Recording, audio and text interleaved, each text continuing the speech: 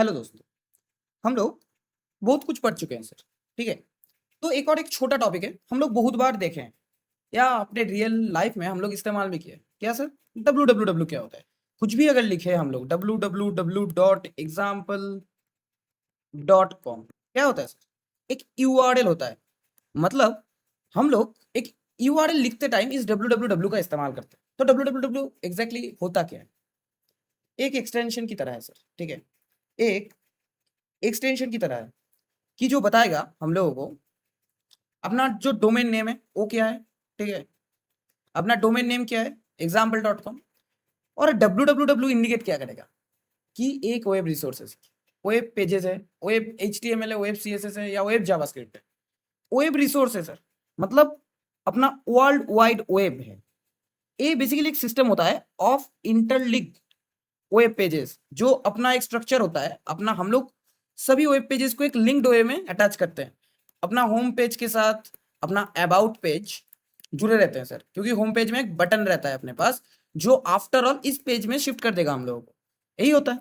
अच्छा, तो एक लिंक स्ट्रक्चर के अंदर हम लोगों को वेब www लिखना पड़ता है, जो अपने ब्राउजर में वेब पेजेस को लोड करने में हेल्प करता है। मतलब देखिए, पढ़ते हैं सर कि World Wide Web is a system of interlinked web pages and resources that we access over the internet using a web browser।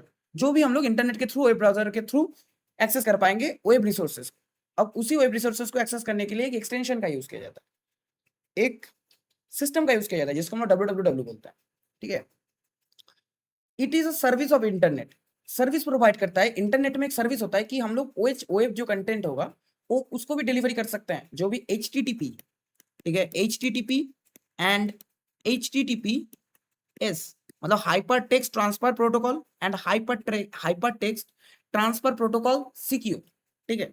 तो इन दोनों टाइप के जो भी अपने पास डेटाज होंगे या कंटेंट होंगे, हम लोग उसको एफिशिएंटली ट्रैवल करवा पाएंगे इंटरनेट के थ्रू। यही एश्योरेंस देता है अपना www। एक सर्विस होता है और कुछ नहीं। ठीक है।